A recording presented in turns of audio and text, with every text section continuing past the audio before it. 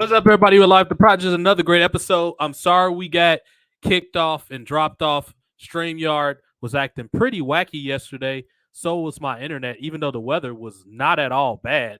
It's strange that it was even acting up at all. But we're here. We're gonna have a follow-up episode of this show.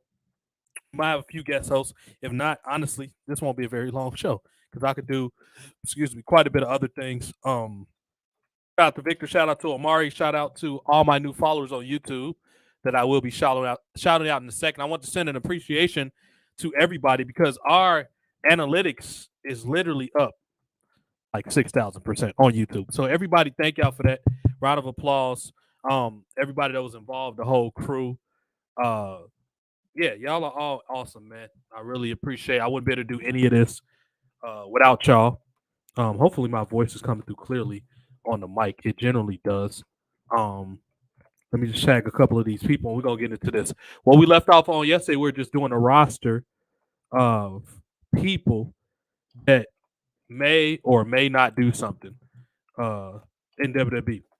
It's with all the new changes, with all the it looked like the way the championships were lost this past Tuesday or yesterday on NXT, that NXT might be coming to an end. And at this point, I think a lot of people can agree that just might be for the best because NXT is supposed to be a developmental company. But we know damn well they're not developing any goddamn thing right now because it's absolute god awful garbage. And they're like my other friends are doing the show right now. But anyway, yeah, NXT is absolutely god awful right now. And it's not a whole lot WWE is doing to fix it. Triple H's vision is bad. Like he think all these NXT UK people are actual stars. He's putting these championships on people that aren't marketable, that you can't do anything with. They don't have any name identity. They don't have a rhyme or reason to care about their stories or characters. The WWE is in terrible, terrible need of a revamp, a establishment, a reconfiguration, whatever you want to call it. They desperately need that right now because they're in really bad shape. They're in worse shape than NFL, NBA, Marvel, which I don't know how you get bad in bad shape. But Marvels still have all of these popular characters and IPs that they can do a lot of things with. And for whatever reason or another, WWE just has no interest in staying relevant. Like basketball's all right now. I see Celtics are trending right now. AEW Dynamite's trending. Uh, Congratulations, Will, whatever the fuck that man is trending. Some type of way WWE Backlash is trending. The Tigers is trending. Guessing that's Detroit Tigers. I just finished playing baseball a little while ago. Why is Dark Elevation trending? I have a hard time believing that must be some bot bots. Which, speaking of which, AEW, we know they inflate all their numbers. They didn't sell out no Wembley Stadium. There's probably about a third of those people there, but I doubt it's 35,000. They comp those tickets heavily when they did that. Let's get into the first thing at hand on the topic. We're going to talk about the free agents right now and if they can do anything with any of them because we got cut off when I wanted to talk about this yesterday. Thank you for all the fallout and support yesterday, too. It was a hell of a lot of people on yesterday's episode, even though I went on a lot later than I am today, but I decided to get on a little earlier today. Maybe a lot of people will watch the replay, so we shall find out. This is what's going on with the free agency here. This is what we have. So, excuse me. We have the full list of free agencies go away right here. Dolph Ziggler, Mustafa Ali, Von Wagner, almost an MVP. Later revealed that MVP has negotiated for almost to be a free agent and appear on both brands. That should be interesting. Baron Corbin, Elias, Zion Quinn, Cedric Alexander, Shelton Benjamin, Brock Lesnar is always a free agent. Okay, so let's start from the top. You can't do anything with Dolph Ziggler, Mustafa Ali. Dolph Ziggler, his biggest setback was the fact that they don't have a television championship in wrestling right now. Dolph Ziggler is the second coming of Mr. Perfect. He has the selling ability. He's kind of got the look. Well, he had to look. I'm speaking in past tense because now he looks like a hobo. I don't know if that outfit he has is kind of what he's doing to sell tickets for his comedy show or whatever. I just know that shit isn't working. Like, it ain't it, Dolph. Like, you got to get this one up, brother. This shit is not doing you any good. Mustafa Ali, it was never anything you really could do with Mustafa Ali once you got rid of 205 Live. He doesn't have the acting range that he think he does. He's just a guy that has a light coming out of his hand, and he's a backstage headache. He's one of those kind of just whiny millennials that WWE don't need to deal with. Shelton Benjamin, Marissa makes himself, and he's a free agent, Marissa. That's not bad. He's not released. He's just a free agent right now. Hopefully, and I'm gonna get to Shelton Benjamin next. Actually, I'm glad. Welcome to the show, my Geechee girl. Marissa is here. So you can't do much with Mustafa Ali. Like, I don't know what you could do with a guy like him. Once they got rid of 205 Live, you can't do nothing with him. They try to give him retribution. He thinks he's a hacker or something like that, bro. You just don't have it. Sammy Callahan already got the hacker thing that he does pretty damn good with. Like, you can't hack this shit, dude. Moving on to Shelton Benjamin and Cedric Alexander, since Marissa just mentioned that. With Shelton Benjamin and Cedric Alexander, the most normal and natural thing to do is just to put them back with the Hurt Business. I don't understand why it's such pushback from WWE to put these guys or not have these guys in the Hurt Business. They're on my thumbnail right now. Dude, it's a ready-made group. You should have built Raw Underground around them. But right now, they just need to be crippling people. They all are tough guys. They look nice in suits. They all have combat and mixed martial arts backgrounds. You could do a lot with them, especially in the age of the Endeavor deals and the Endeavor contracts that WWE has. It's a hell of a lot of things that you can do with them. I don't know what's going on AEW Night. Some stuff with CM Punk, allegedly. I heard something about Goba. No, I think my friends were just talking shit when they were saying CM Punk, and I'm going to open up my whiskey in just a second. Because I need to have whiskey when I'm talking about this fucking shit. Because wrestling just does not get me excited anymore. Good whiskey too. Johnny Walker Black Label. As I crack this open. The thing with AEW is like they don't capitalize, and I've tweeted this out when y'all that cracking noise is me opening my whiskey bottle up.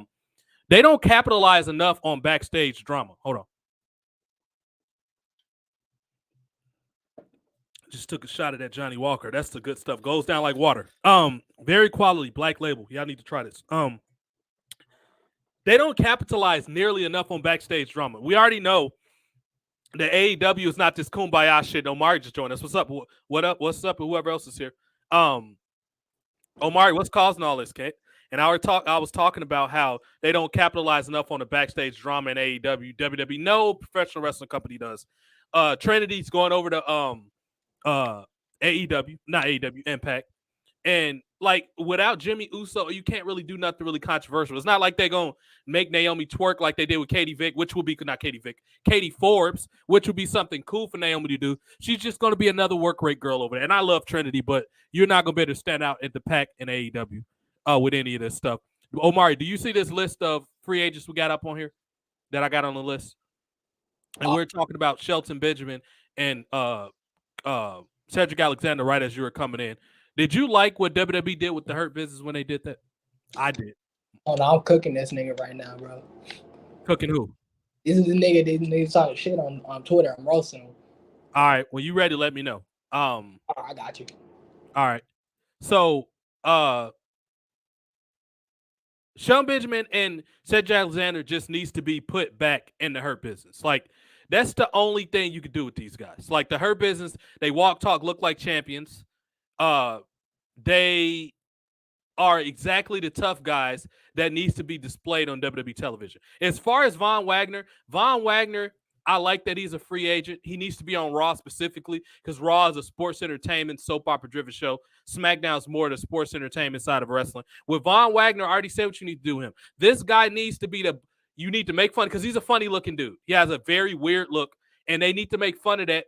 And when people backstage like the Chad Gables and all that, and a smart ass like the Miz or something like that, they need to make fun of them, and he needs to snap and beat the piss out of people. Holy shit, SCS Scoops. Why the fuck do y'all have so many ads popping up on your screen? Omari, when you're ready to come back in, you weren't removed from the video. I just took you out so your audio wouldn't bleed into the show, but you're still into the thing. So Von Wagner needs to be how they were with Lars Sullivan, where he needs to just snap and just beat the shit out of people. That's all you got to do. Omari, click on the link to come back in. So that's what you could do with Von Wagner. Just make him the freak that gets pissed. And it's a lot of people. The times we live in now, everybody tries to be virtual signaling. But we know if Von Wagner was out in public, people were like, holy God, who's this deformed looking dude? So that's what you do with him. Baron Corbin WWE to bring back the Brass Knuckle Championship or some variation of hardcore title. And Baron Corbin, a former Golden Glove, 3-time former Golden Gloves boxer, he needs to be beating the shit out of these marks. Just have him beat up people because he needs to be restarted because his character and what he's been doing has been compromised for so fucking long. that it's kind of hard to really get anybody to really deeply invest in him, but it's possible if they focus and Endeavor controls a lot's what happened. He needs to beat the piss out of Marks with this thing, just like Omari is. I don't know. He's arguing with this dude. Maybe they need to get in a boxing fight. This Zion Quinn guy, you can't do shit with this dude. I'm just roasting him. Is it a political debate you're having with somebody? Because that's usually what you're doing. I was on this dude. We was talking about wrestling, and he started, throwing insults. So I started throwing. What were y'all specifically talking about with wrestling? Oh, we was talking about. So he was saying that so essentially it was about Roman Reigns. He was saying that Roman Reigns is bringing in billions of dollars for WWE, and he's making more money than Cena ever did. He was talking and how he's bringing in he's the reason why WWE is valued at $9 billion to some dollars. I was like, no, he ain't. That's essentially what it's about. Who did they say? Who did he say? He said Roman Reigns, and I'm like, bought how much money? He said that Roman Reigns is bringing in. If you go look at you can go look at the threads. He said Roman Reigns is bringing in a lot of money. He said Roman Reigns is bringing WWE billions of dollars. And he said he made more money than guys like Cena ever did. And he's saying that Endeavor values him so much. I'm like, bro, no, no. It's like WWE gets most of their money from either deals or them just living off, their glory days of the late 90s. Yeah, you're right. You're absolutely right. I'm trying to tell this dude, but he thinks Roman Reigns is this. He thinks Roman Reigns is Stone Cold Steve Austin in 1998. I'm trying to tell him, bro, calm down, bro. Roman Reigns, he's bringing in money. I'm not saying he's not bringing in money. He works for the current product. What's up, Victor? He's not good as far as he's not on John Cena level. That's what they got to understand. This dude has to be. He had to start watching wrestling around the CM Punk era if he think Roman Reigns is on the same level as John Cena. The problem is he just don't have a basis of comparison because none of these goddamn assholes watch the Attitude Era. That's what the issue is. They didn't watch Ruthless Aggression, so they don't know what the hell they're talking about. And then I tried to tell him he was saying, well, WWE said that and I'm just like, you can't take everything WWE says serious. They lie. Right. You can't take what any of these modern wrestling companies say serious because they inflate and over-exaggerate everything. Like AEW talking about they sold out Wembley Stadium. No, you didn't. You sold out probably about a third, not even maybe a fourth of the stadium, and the rest of the tickets you gave out extremely comped, or you gave out some free tickets to boost the numbers up. We already know these old tricks. I got the right connections. My homie Billy Body always had me with the shit. Bro, get up out of here. Y'all don't know what y'all talking about. Y'all getting information from these paid-off shields like Sean Ross Sapp and people from PWI that Tony Khan pays to give. Triple H pays them too, Mike Johnson and all them, to make favorable bullshit views about their product to make it seem like it actually is good when it isn't. That's all it is. I'm at the point, Omari, I don't need fucking argue with these assholes no more. I really don't. It's no point because I always ask them a question that usually shuts them down, and it makes it clear that they don't know anything about wrestling. They just want to argue what they like and what their friends think is cool. That's all it comes down with them. Yeah. So I just make them look dumb all the time, usually. Yeah. And then WWE, and I told this guy, it's WWE, you can't trust everything WWE says. They said WWE said that the bloodline, Roman Reigns is, the biggest, heel merch seller, of all time. And I'm like, no, the NWO was so. I was just about to say, I'm pretty sure it's either Hogan or The Rock. I'm pretty sure it's one of those two. Well, The Rock The Rock never really sold. Well, The Rock really wasn't never known for his merch. Talk about merch, out of heels. It was the NWO. The NWO so triple, with the bloodline is. Sure. The NWO shirts were everywhere. And then he tried to tell me, well, the NWO. He tried to tell me the NWO doesn't count because they made money for WCW before WWE bought out. And I'm like, okay, if you don't want to use the NWO, you still got D-Generation X.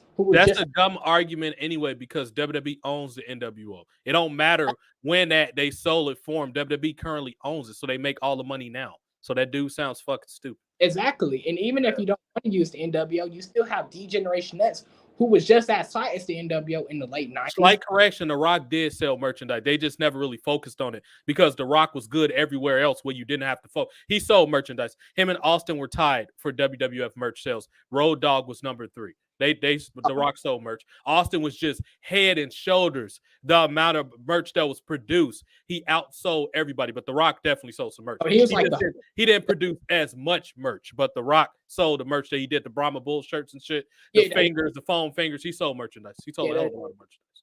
Yeah, I said, even if you don't want to use the NWO as an example, you still have D Generation X. Like I said, they were just as DS shirts for everywhere in the late 90s. And I try to tell you, like, bro, at one point in the 90s, if you wore an NWO shirt, you were considered cool.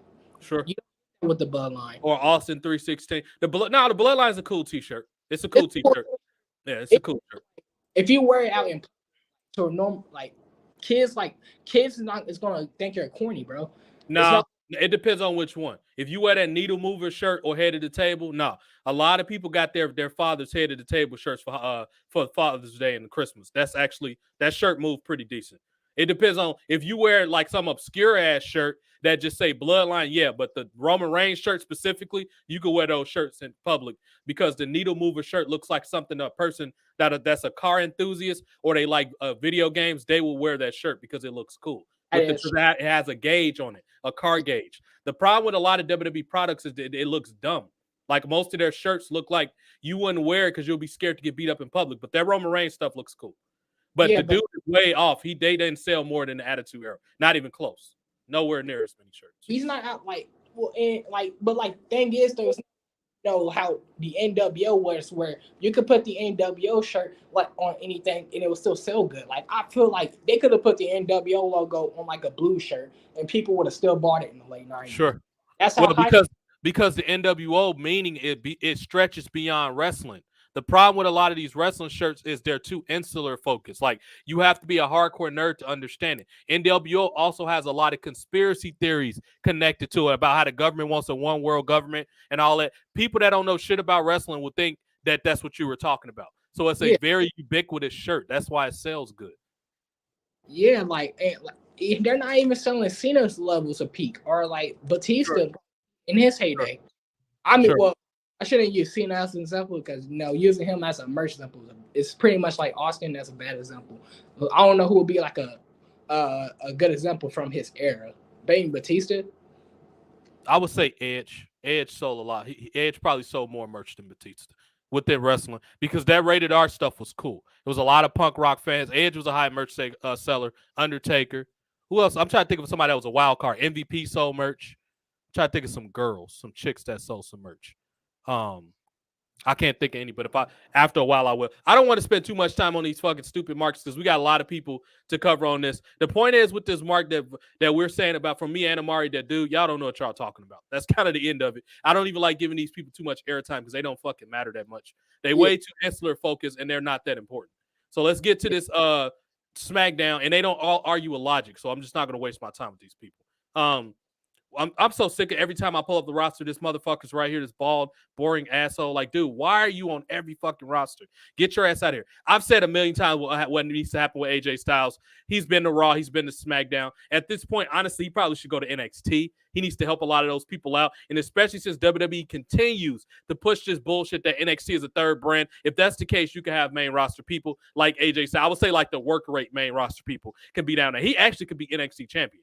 So if they're not going to give him the MAGA character to make a great America again redneck thing, which he fits that bill really good, give him the MAGA hat. If they're not going to do that, send him to NXT. Because what can he do when he comes back from this injury that he hasn't done on Raw and SmackDown? He's been on both shows. So he's not that exciting anymore. So unless you're going to give him the heel MAGA character, send him to NXT. Alba Fire and Ali are fine. I've talked enough about them. Angel Garza, bro, just put them on TV in the tag team division or make them to the Latino Heat character like we said. I'm not going to spend time on people we've talked about in several podcasts.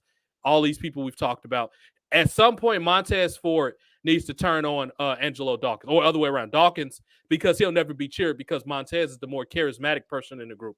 He needs to be turned on. He needs to turn on Montez Ford because at some point I think Montez is going to be a single star. And I think the Street Profits done a lot in the tag team division. It's about time to get them a break. So maybe they can have a mini feud for a long time, like 6 months. Don't just have it randomly happen. They can go their separate ways. Maybe I think Angelo Dawkins is another guy very similar to what I said with AJ Styles, where he could be a breakout star in NXT because he's kind of got like a half-baked character. You can't do nothing with him without Montez Ford. He was designed as a tag team wrestler, so he can't be used on the main roster as a single beyond a feud with Montez Ford, like beyond a blood feud. So I think after that, you could send a guy like him back to NXT. The jury is still out on Hit Row. We'll see where it goes. Obviously, B-Fab is the only one with charisma in that damn group. And all they need to do for Top Flopper is put him and make him the Suge Knight. He needs to be like Suge Knight, where he's bullying them, and then eventually leads to a one-on-one feud. Maybe Adonis can break out, or and I think they call him Adonis because he vaguely looks like Michael B. Jordan's character in Creed. I'm pretty sure that's why they called him that, because I can look at his face now. He looks like Michael B. Jordan. What's that? That'd be more like the Soul Gay version of Suge Knight. But the writing will have to be serious though. Like if they're not going to do the writing, seriously, don't even bother. We've talked enough about Austin Theory. I already said he's going to peak on SmackDown. I'm not going to spend a whole lot of time on him. We've talked about that to death. There's other things I'd rather focus more on, and we'll get to that in a minute. Bayley is designed for that Karen character. If she's going to stay around, she needs to be an annoying Karen, pretty much what they have Chelsea Green doing, or ship her back to NXT. She has no business being on the main roster with this dumb character that makes no sense. Make her that Karen character that they have her playing. Bianca is desperately due for a heel turn. She needs a heel turn like badly, especially after all this stuff with Vince. She could be like kind of like how they did with Theodore Long with Thuggin' and Buggin' when she was saying the racism. They need to use that shit that when Bianca was saying they were trying to make her say ghetto stuff in those meetings, that needs to be on TV. That is the perfect catalyst to turn her heel.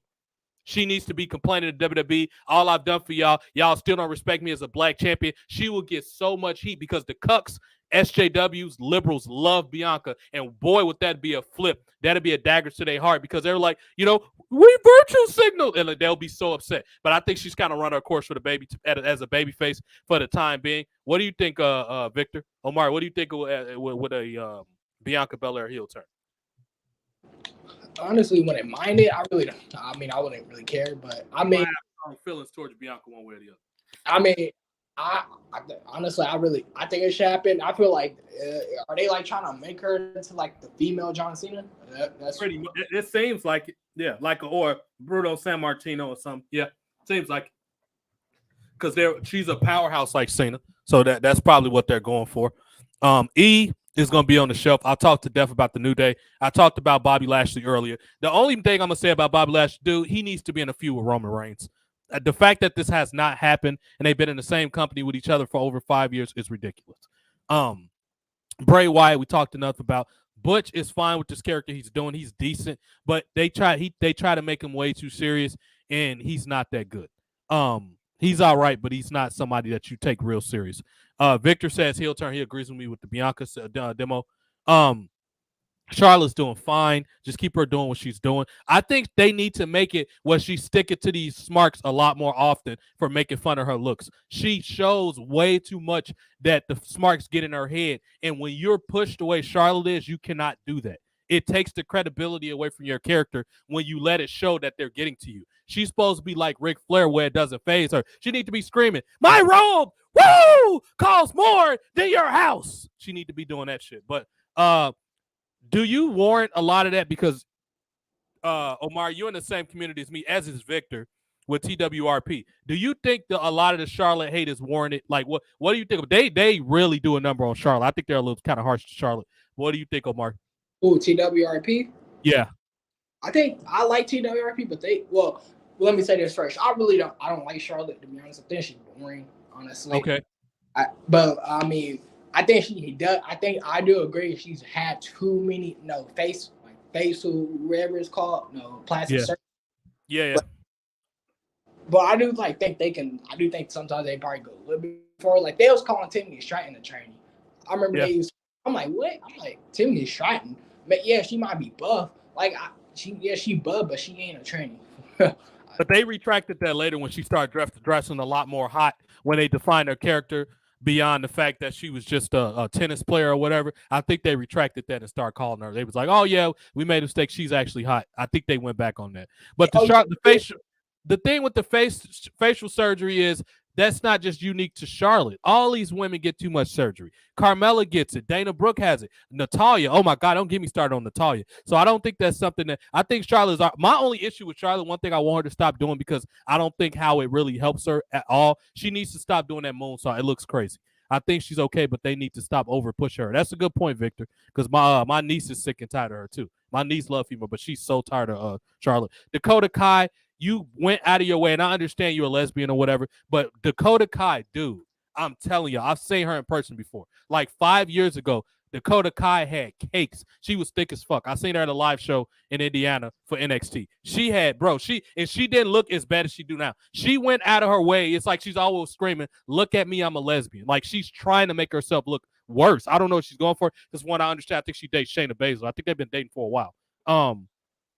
She's going out of her way to make herself look bad. She used to be interesting when she was a babyface. Before they gave her this overly serious character, she got called up way too fast. I was behind Dakota when she was in NXT. She looked solid. Her offense was pretty decent looking. It's just they rushed her up to the roster, similar to Apollo Crews. She should have stayed there and probably had a world title reign or tag long reign title reign. If y'all wanted us to care about damage control, Io Shirai and Dakota Kai should have been a tag team in NXT for a long time. You can't just put these random ass, and what y'all going for is they're supposed to be anime characters. I'm pretty sure that's why they got the colored hair. This is some Japanese shit that American fans don't get. Y'all can't go with this bullshit. But it's too late for Dakota Kai at this point. She's just useless. You got to get rid of her. You can't do shit with Dakota Kai, bro. What's that? Yo, speaking of women, bro, it's this fine ass Hollywood woman that I would love to see in WWE. You might know her. You know someone that Anna Diarmos? No. What is she from? She a Hollywood star, but she from Cuba. But I would love to see. No. I mean, what stuff has she been in as far as movies? She was in the Doom. She been in a lot of stuff like Doom. She was like. Spell her name for me. So the first name is it's Anna. Anna. And then you put DE. Oh, Armin. So for some reason, my Google automatically picked it up. My Google is already smart. But she's cute. Yeah, she's cute. She's cute. I gotta see her. She looks like kind of a Disney star, and she vaguely looked like the porn star, and Hollywood actress, Tori Black. And I'm a friend with Tori Black. Actually, she looks like Tori Black. Tori Black is fine as fuck too. Yeah. Ooh, she hotter than one. Only thing about these women is, and I see she's in photos of Ben Affleck. I'm guessing they dated at some point, or maybe they date now. The problem with people like this, or with Hollywood people, they have to have a personality. Just because somebody's cute or attractive doesn't always mean they deserve to be on TV. I got to see what her acting chops is like, where it relates to entertainment. Drew Gulak got this coach stuff going on, but he's one of those guys you can take it or leave it. If he's good at teaching people how to bump and all that and getting them prepared for the ring, you can keep him. Other than that, it's what the fuck are you going to do with Drew Gulak at this point? He needs to be with somebody like Miz or something. Where he should have been a long time ago when he had the politician character or whatever. It's just he's way too obscure. Like you can't do much with him. Like his storylines is only understood by people. These guys are going to be okay because they're kind of annoying, like queer heels or whatever. I think they'll be cool. They'll at least get some heat with the masculine dudes. If you need to have them few like just masculine looking teams, which is barely any in WWE. But I think these guys are pretty good. That trunk match was cool or whatever. So we've talked to death about Grayson Waller. Just keep pushing his career. He needs to be featured. He needs to always have a mic in his hand and keep him in good storylines. We've talked to death about him. I'm not going to spend too much time on it now. Humberto Carrero, we've always talked about him. Just keep Los Lotharios on TV. Like, break it to that span. Why are they not wrestling in Puerto Rico? Now, I don't know if they're going to be in a dark match, but they're not on an official card. This is one of the worst cards I've ever seen in my life. I thought WrestleMania was fucking awful. This Backlash card looks garbage. And I'm going to read some of these matches now. Bad Bunny is going against Damian Priest in a San Juan street fight. What's that, Omar? I was just looking at my Twitter feed. Jessica Alba is still hot for a 40-something-year-old. She's cute. Jessica Alba is cute. This Backlash card looks like garbage. The featured card they have on here, even with Brock Lesnar, I have no fucking interest in the show. I'm off. No, I actually work Saturday, but Sunday night I'm not gonna rewatch this. I'm off Sunday, but I'm not watching this shit though. What's that? Pretty much mostly jobbers. I mean, the only star is like Brock, honestly. Victor, maybe they haven't updated the roster because this is the SmackDown roster I got up right now. Yeah. Edge is on SmackDown? Yeah, this is the SmackDown roster. We already talked. Edge, bro, stop working with these work rate marks. That's what we need to know about Edge. Yeah, Backlash looks awful. This has to be one of the worst pay-per-views I've ever seen in my life. This looks like a glorified house show that they call Brock Lesnar to so people won't completely not watch it. That's what this looks like, pretty much.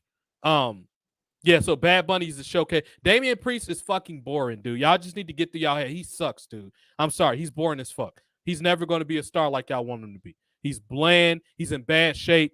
You can't do shit with this knockoff, boring-ass, worst version of Roman Reigns.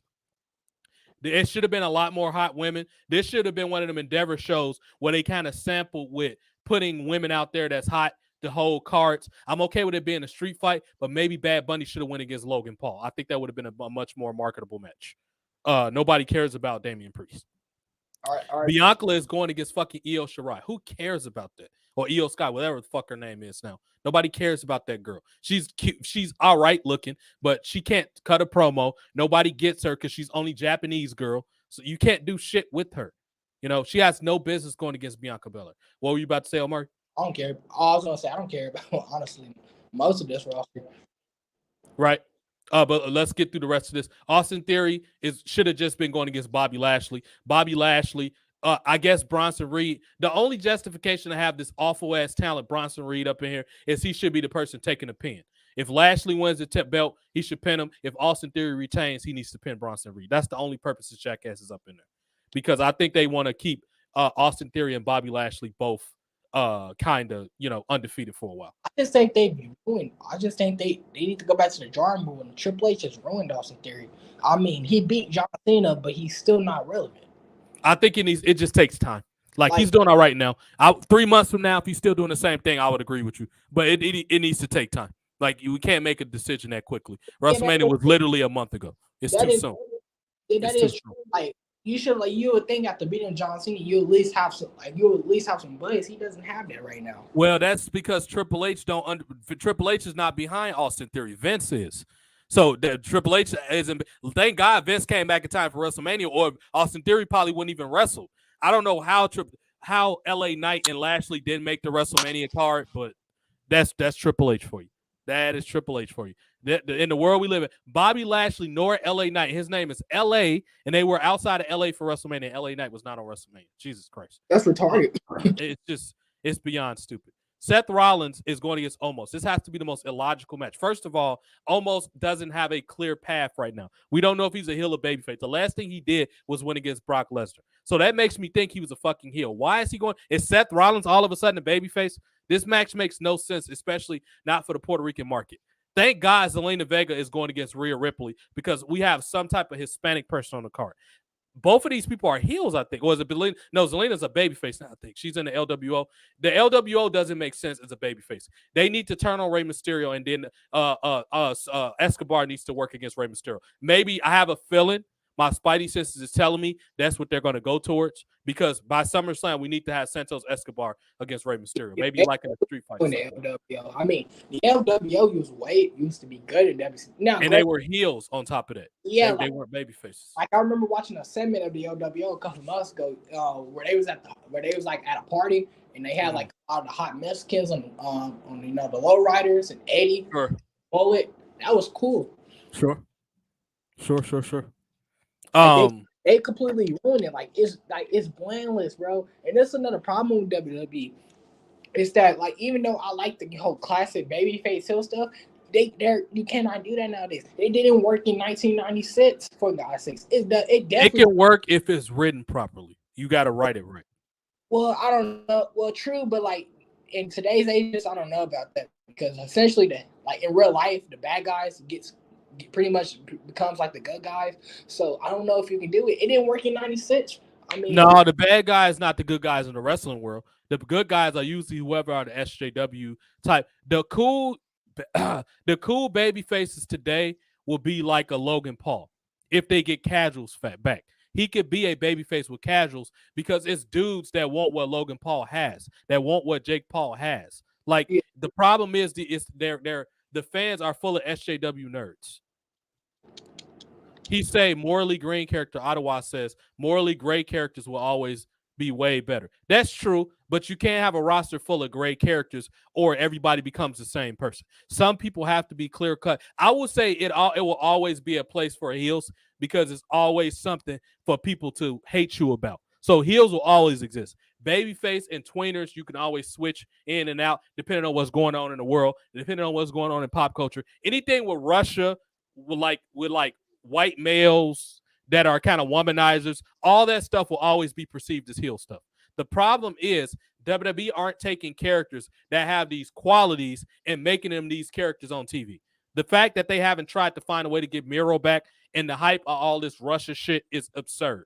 They got this idea that they some type of way they convince cucks to watch this late night boring ass kids show on Raw at night where you could be edgy on cable. I can see if this was SmackDown on a Monday, which comes on Fox, and they had this goofy shit. I would understand it. Raw comes on fucking cable, dude. You can get away with stuff, especially after the first hour. You can get what it will get because the kids are generally in bed by then. And if they aren't, they got bad parents. But it's a lot of stuff that you can do with this shit. It's just these assholes in WWE just aren't doing it. That's what the problem is. They're too obsessed with the Superman Hogan type phase. Right. And we always go on Triple H. That's why I got to go on Vince. Vince is the cause for this shit. All of this bullshit. He can't get over Hulk Hogan. That's all Vince. That's Vince McMahon. Triple H don't have nothing to do with that. I mean, look, let's go down the rabbit hole real quick. I mean, after Diesel, same thing. He tried to book. Pretty cool, Diesel, but yeah. Diesel should have been a heel. He would have worked way better as a heel, and he could have worked against a babyface, either Undertaker long term or Shawn Michaels. That's what he should have worked against. That's what happened in '96 when he turned. Late '95 when he turned heel, and then he's like only touched side with the glove, something like that, and then it pretty much was the prototype for his NWO character. Right. But like Kevin Nash. I mean, Shawn Michaels in '96. I mean, they did it with him. That's why he got booed against Sid at Survivor Series. I mean, Brett was different, but I mean, Austin and Rock, he was forced to change. But look at Cena. Honestly, Brock in 03 was the same way before. You know how after he turned face against Angle, he was the same way. He had that Hogan type booking, and it ruined him. Then he had to turn heel again. No, I think the problem is less Hogan booking and more the writing. The writing is terrible. Hulk Hogan was good because that's how Hulk Hogan is in real life. You have to find out what makes a person tick because all these people are presumably performers. Otherwise, why would they be on your wrestling show? Yeah. The moves in the ring is only for finale matches. The problem is these goofy mark coaches at the wrestling schools make them think the wrestling is the focus. Yeah, if you want to starve your whole career and hurt yourself in the indies, yeah, be a work rate mark. It'll always be small crowds that appeal to that. However, if you want to go to the big leagues, aka WWE and nobody else, you have to learn how to work the cameras. And I think Endeavor might reinforce that, especially in the UFC side of things. I think there's going to be a lot more enforced, hopefully. Who knows? I don't know how much Vince going to be like, you know what, just let Hunter have it. I can tell you this for certain. I'm only giving WWE to the summer. By SummerSlam, I'm gonna let you know if I'm done with wrestling forever.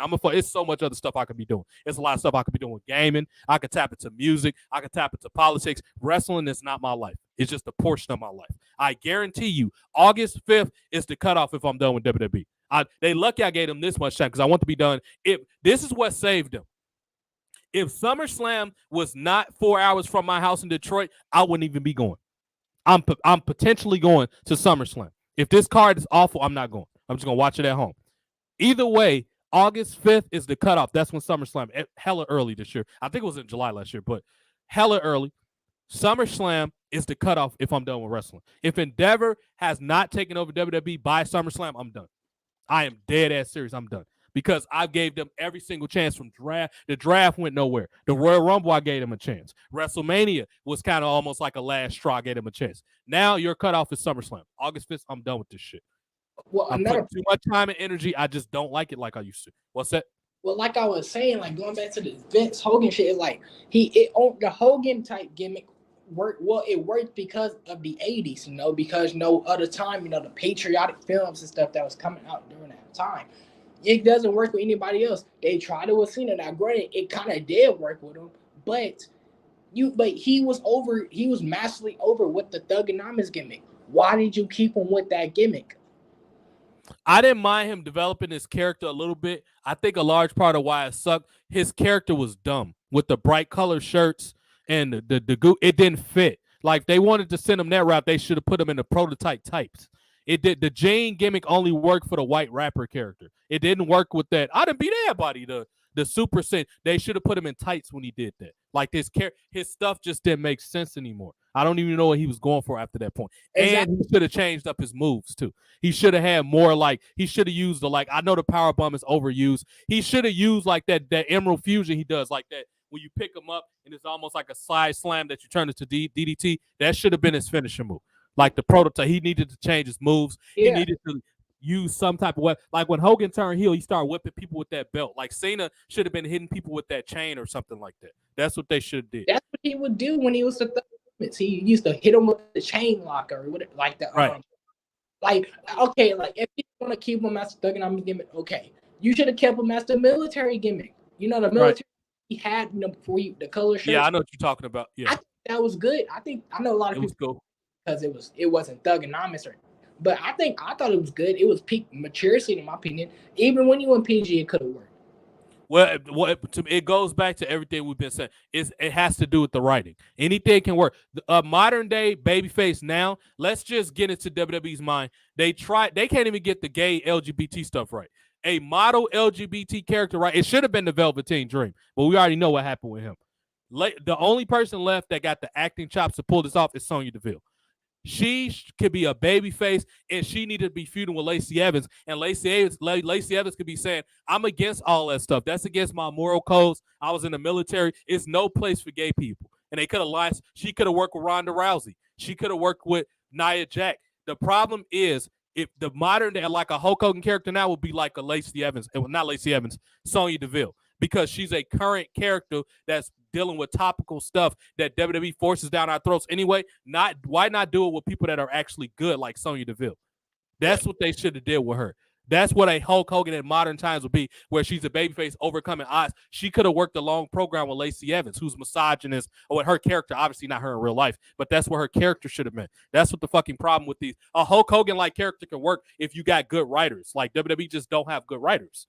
That's what all it comes down to. Yeah. They don't have any good right. Even the administrators, they all are too old or burned out or trying to rehash the past. Like, you just can't do it no more. Yeah, and what's crazy is, going back to what we were just talking about, is that what crazy is that all like Cena again. Like, why would you turn him into a Hogan type when the rap gimmick was taken off? There was a good business decision for what WWE. If you look at the numbers Cena's made them, it would have been stupid for them not to do that with John Cena. Like, I know we liked Thugonomics character, but Cena was too over as a babyface for them not to keep him babyface as long as he was. The problem is they didn't have enough. He didn't lose enough. He didn't have enough adversity, and he didn't have enough believable heel opponents. He fought Randy Orton 3 billion fucking times. He fought Triple H 1 million times. Those were mainly the people that he fought. Undertaker don't really count because that was when Cena was still young. With prime time Cena, only really, we think about it, only worked with Edge, and Triple H a little bit, and Randy Orton. That's pretty much it. Randy Orton's kind of boring. Edge was cool, but he didn't win enough. And then who's the other one? Triple H. We already knew Triple H was going to bury him. Him and Batista fought a little bit, but not in enough like meaningful long-term stuff. They fought scattered over like 2 or 3 years. It didn't really count. So the problems with that Cena was he just didn't have no good opponents to go against. You can't have him win matches on TV, then it's predictable as fuck that you know he's gonna win at the pay-per-view. It got too predictable. Like, you can't do that shit. It's not gonna work. Why is it a 6-man tag match at Backlash? Nobody cares about that. Matt Riddle should not be with Kevin Owens the same. He's too fucking cool to be with them. Bloodline, cool, whatever. First of all, bro, can Sami Zayn and Kevin Owens go do something else? They beat the Bloodline for the titles. Why is this still happening? Like, let other people. The Hurt Business could be going for the titles. You could put fucking we already had Gable and them go for the belt.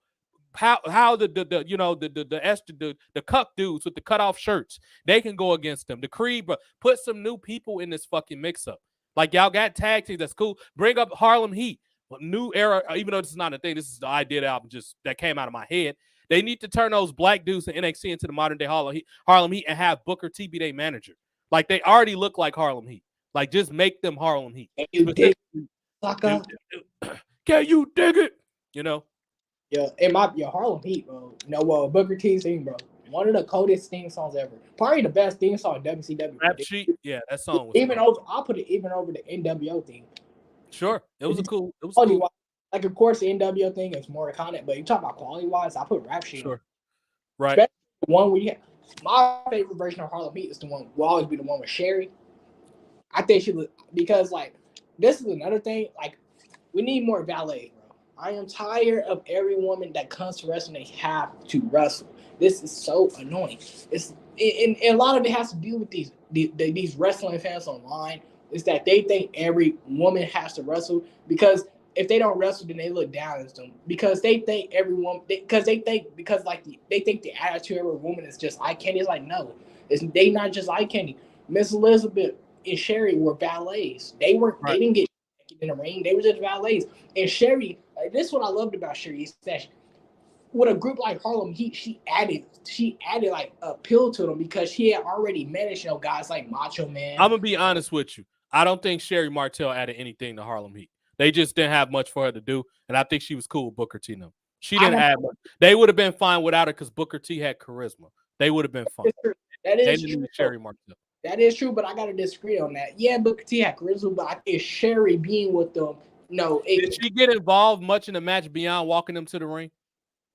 That is true, but I think it helped legitimize him because she was already with guys like Macho Man and Shawn, and the top guys of the past. So I think it gave them a little bit of I think they would, with the analogy you just gave, I think they would have been better in WWE, WWF at the time.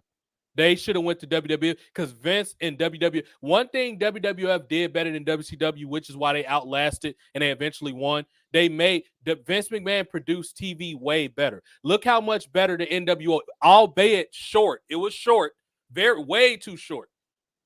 Look how much better the NWO was produced in WWE. They fucking smashed The Rock in a semi truck. Like, yeah, it's kind of campy, but that's like TV. Soap opera shit. The NWO was just long ass promos in WCW. It was cool for like the first couple weeks. It got fucking old. After they wrestled Sting, they were done. They had a 6-9 month feud, and that was it. Everything else they did after that was just random bullshit. Like other than line dart and Rey Mysterio into that trailer, they didn't do anything. I remember when they were much better in WWF. Much better. I remember when they beat out of Stone Cold. Like I never seen Stone Cold get beat. Yeah, they beat him and the Rock ass. Yeah, they hit the Rock in the head with that hammer. I remember that. They were spray painting everybody. I honestly think Austin should have put over Scott Hall at WrestleMania. That was a bad call, and honestly, that's what spiraled Scott Hall into that alcohol thing again because he was healthy when he went back to WWE. He relapsed. That messed him up, and of course, he was a grown man. He could have controlled what he did. I get all. However, think about it was a wasted opportunity. What they did. I didn't realize. Otherwise, comment. I'm sorry. I'm left because they said they got bad parents, bro. You're fun. They do. Like, if your kids stay up after 9 o'clock, you're a shitty parent, dude. Yeah, especially if they're under 12 years old. You're a shitty ass parent. Well, yeah, if they're in high school, right, high school, yeah. But even though you should encourage them to go to bed by midnight, don't be up to 3, 4 in the morning. You got fucking school. Go your ass to sleep. You know. Yeah. Go to sleep by a decent hour, 11, 12 o'clock. Kids should be in the bed no later than 9 o'clock. No later than 9. They should be in the fucking bed, Yeah, it is a lot, and I understand a lot of parents try as hard as they can, but that's just bad parenting. But yeah, the NWO would have been so much better under the WWF. They were, but Vince he doesn't want to admit that he was. Him pushing the NWO is admitting that Bischoff was smarter than him, and we already know Vince wasn't going to let that happen. But let's try to tie it back into the main roster. And speaking of NWO, let's put some people in faction. Let's work with this mostly shitty roster. So I'm going over all these people. Look at Karrion Kross. He's a guy that can lead a faction. Not one of these shitty factions. Everybody, TWR people saying Judgment Day. No, those bums are not on his level. What are you going to say, Omar? I'm just going to close off on the Stone Cold thing real quick. I still think to this day that he was afraid to face Hogan at WrestleMania 18. He had a good reason not to like Hogan. Why do you think he was afraid? He wasn't, but I want to hear what you say. I know the exact reason why he didn't go against Hogan, but why do you think he was afraid to go against Hogan? I think it was 2 reasons. One, that he thought, he was afraid, Hogan was going to put him over, which is true. But also, too, is that I feel like he probably, in the back of his mind, he probably knew he'd probably get a little bit booed because it was Hogan's first match back in years. And plus, it's which is a pro-Hogan town. And in my opinion, I think the only people that would have got cheered over Hogan tonight is a Bret return or if somehow Owen Hart came back from the dead. That's it. Nobody's getting Bret Hart in Toronto, maybe in Toronto. Any other time he would not get out cheer Hogan. He wouldn't out. Nobody will out cheer him over Hogan outside of Canada. Yeah, that's what I'm talking about. Toronto. Oh yeah, in Canada maybe, but it's a couple things with that. If they didn't want to have them babyface versus babyface, Hogan should have been NWO versus Stomp 316 Austin. You could have went that way. 20 should be the legal age of an adult. It's kind of hard to sell. 18 is, some people are mature by 18. It just depends on what you're doing. Maybe 20, who knows? I don't know. It's too hard to say. As far as Hogan and Austin go, Austin remembered how they mistreated him in WCW. He said he'll never work with him again, which is why he also never worked with Jeff Jarrett. Even though Jeff Jarrett, bro, you look like a stupid goofball. Why would Austin wrestle you? You had a big dumb hat and a construction paper outfit. You looked fucking stupid. He was not gonna wrestle you, dude. But on top of that, his dad stiffed Austin when he was in developmental, when he was in Memphis, Mid-South Wrestling. He screwed him, and Austin said he'll never fucking work with him. Russo kept trying, and that's why Austin hated Russo. Austin liked Russo writing for his character, but he disliked him personally because Russo, for whatever fucking reason, loved Jeff Jarrett, and he kept trying to make him wrestle Austin. But Austin had every reason to not like him. As far as Hogan, the same reason he wrestled Hogan, the NWO tried to bury him in WCW. That's why he didn't fuck with them. You know what I mean? And unfortunately, Scott Hall got the raft of that. He shouldn't have, but that's why, because Scott Hall was originally supposed to beat Austin. I already heard it confirmed by the writers and podcasts. He was supposed to beat Austin at WrestleMania 18. They switched it the night before. He was going to beat him. And Scott Hall was like, I'm done with this shit. And he spiraled out of control. That's when the plane ride from hell and all that happened. Yeah, that was all as a result of that. I think ultimately The Rock was the better choice at the end because by 2002, I know wrestling fans don't want to admit it, but Rock definitely should have beat Hogan, but Scott Hall should have beat Austin so you can continue the storyline. Yeah. Oh, I know that. I'm just talking about like as far as the Austin, as far as like, we should have been Austin, Hogan, and Rock Hogan. I think by 2002, and wrestling fans don't want to admit it, Rock was the bigger star than Austin. He was. When it comes to pop culture, honestly, Rock was the bigger star. Austin was in movies. His first 2 movies were shitty, but he was in movies though.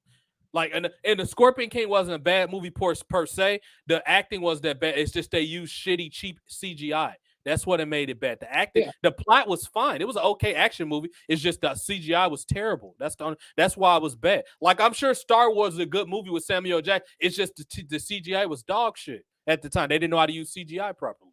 That's all it was. The movie itself wasn't bad. It's just the technical part was bad. Yeah. That's why I just think it made more sense for Rock and Hogan to happen because, like I said, by the time of 2002, honestly, if you can go back 2000, The Rock was the bigger star. Was a bigger star than Austin. He's still to this day. Overall, in totality, The Rock is the face of WWE that everybody knows. Hogan was the 90s guy or 80s guy. Yes, he took them national, and he's the reason that they got cable. But overall, as far as relevancy, The Rock and Ric Flair are the 2 most relevant wrestlers ever. You can even make an argument for the other 2 I'll put up there is Andre the Giant because of his stature and all that, and Macho Man Randy Savage because everybody imitates him. Austin and Hogan and all them were WWE in the bubble people. They were big, and they're the biggest WWE icons ever. The Rock overall is the pro wrestler guy that everybody thinks of. And as far as fighting and crossover, is Brock Lesnar. That's who the people think of. You can ask a casual garbage man, or as people I call him, Mr. and Mrs. Walmart. They all know who The Rock is. They all imitate him. The Rock is the biggest star ever in wrestling history. It is no debate about that. And John Cena and Batista caught up because they're in a lot of good movies now. But The Rock is the biggest star. Anybody that's arguing that is not being honest. He's the biggest star in that company ever. Even in 2000, because wrestling fans still argue this. Even in 2000, before he became this big star he is today, The Rock was still a bigger pop culture star than Austin. I mean, because there was a lot of girls that had posters of The Rock. Nah, they were pretty neck and neck in 2000 because a lot of dudes had Austin stuff too. They had the 316. They were neck and neck. The Rock took off in 2002. When he went to Hollywood, 01, 02, that's when it was obvious that he was the bigger star. Much bigger star. Let's skip through some of these fucking assholes here. We already talked about them. The Usos are doing fine. Why do you have a job in WWE? You got the goofy Japanese shirt. That tell you everything you need to know. Why Triple H, dude, this is why people don't like you. This is why smart people don't like you. I'm going to keep going. Kayla Braxton's cute. She caused a big controversy online. I think she needs to be an online character. She needs to be like on a Lash Legend show because she's good at facilitating controversy. Kayla Braxton's she's fucking cute too. She needs to be on camera as a character because she actually can perform. She has like a condescending bitch face. I think you could put her in some heel stuff and she'll be pretty much is one. Right. If you follow her on Twitter, you'll know what I'm talking about. Anybody that saw her stuff on Twitter knows she is. Like I already talked about those guys. Those dudes are fun. Lacey Evans know to keep them breasts out. She's smart. What's that? Like she was complaining about the Uber driver. She's a Karen. Right. So they need to turn that. She needs to be doing stuff with like Lash Legend or something like that. LA Knight, poor guy. That's all I'm gonna say. She cut him and her. Bro, y'all have to stop having these fucking indie anime, nobody knows what this shit is, Miriam. You went backwards. You was kind of cool when you had the hip hop HBIC character. Now you just fucking backwards. Like you could have been like a hardcore wrestler or something.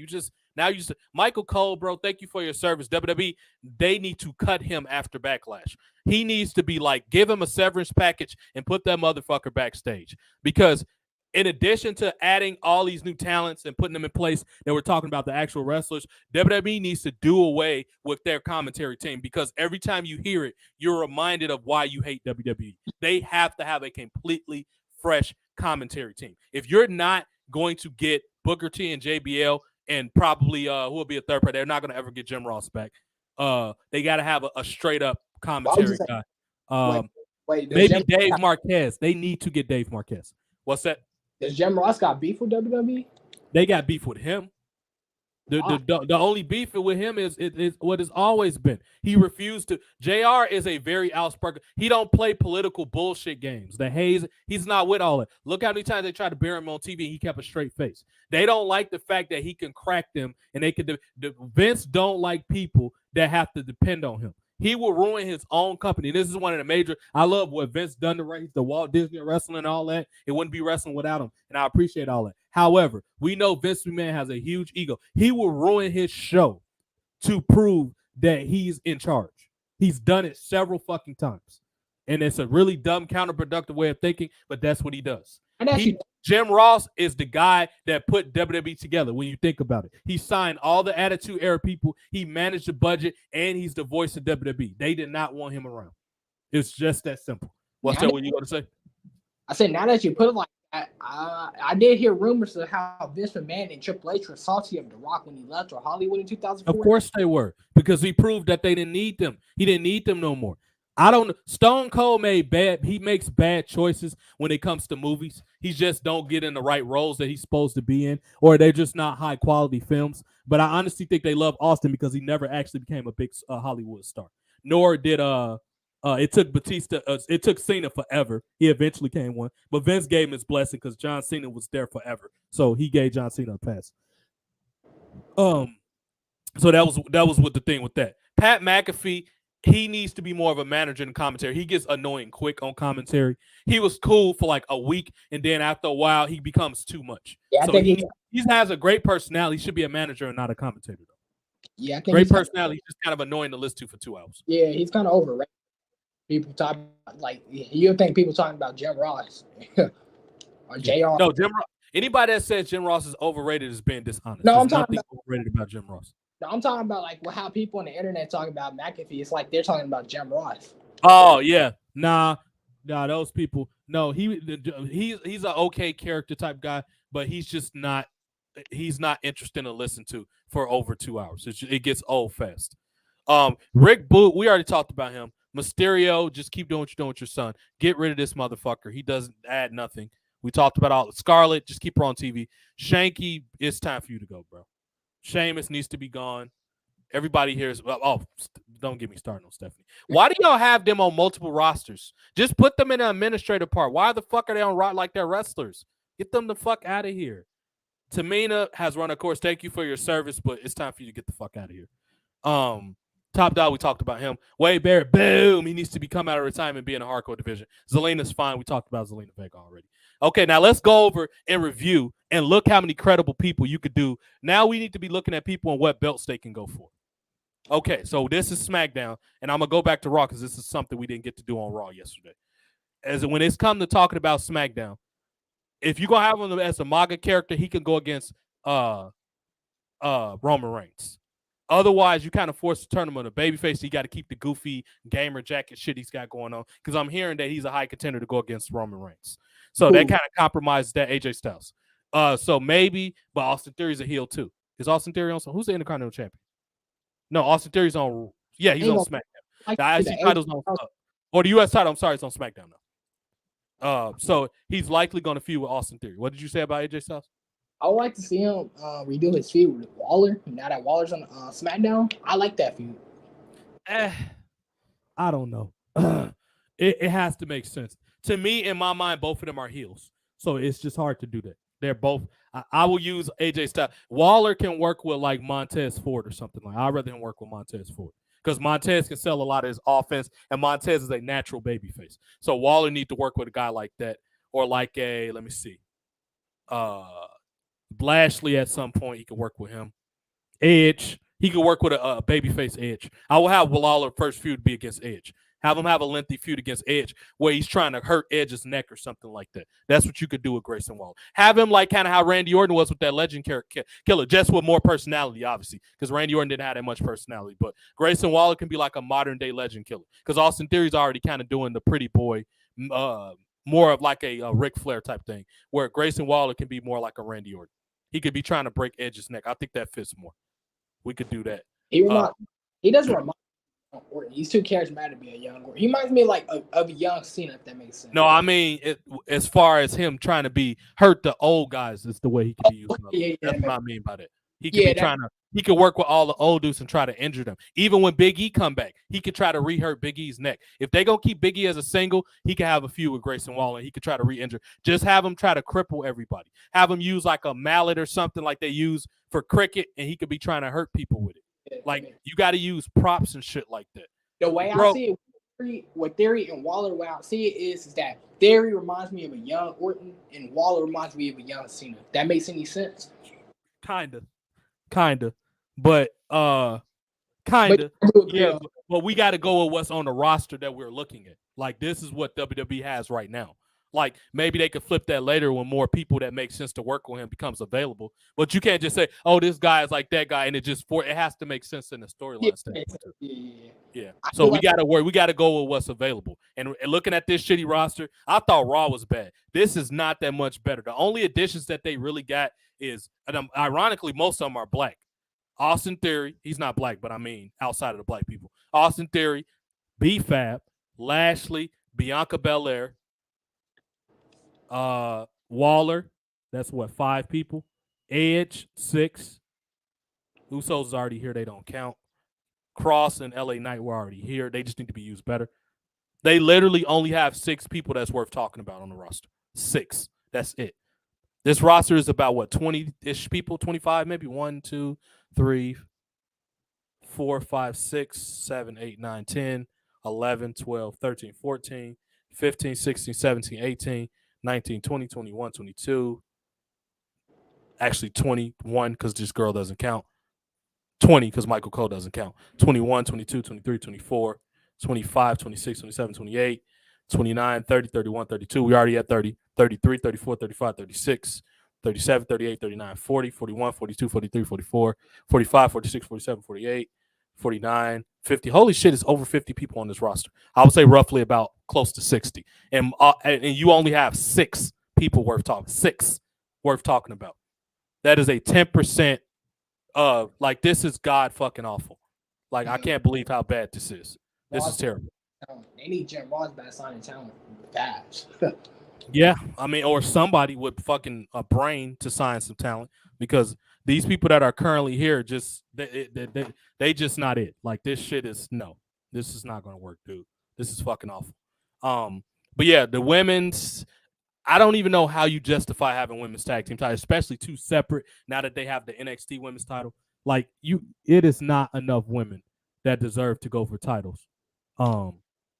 That's on this roster right now. It's god awful. We already talked about Aaliyah. Let's switch back over to Raw and talk about some storylines. All these girls. I would say B-Fab need to break. This need to be the year B-Fab breaks out. Bianca be heel. She could be heel and work against pretty much anybody on this roster. Charlotte might be gone for a while, so we'll wait for her to come back. You look too much like Joy from Friday. Who looks like Joy from Friday? B-Fab. Which one's Joy again? Crab's girl, the one's like, you ain't got to. Oh, you talking about Paula J. Parker? Nah, she don't look like Paula J. Parker. Looks much better than her. But I mean, maybe with the braids or something, you go for the braid, maybe. But no, she looks way, way better than B-Fab.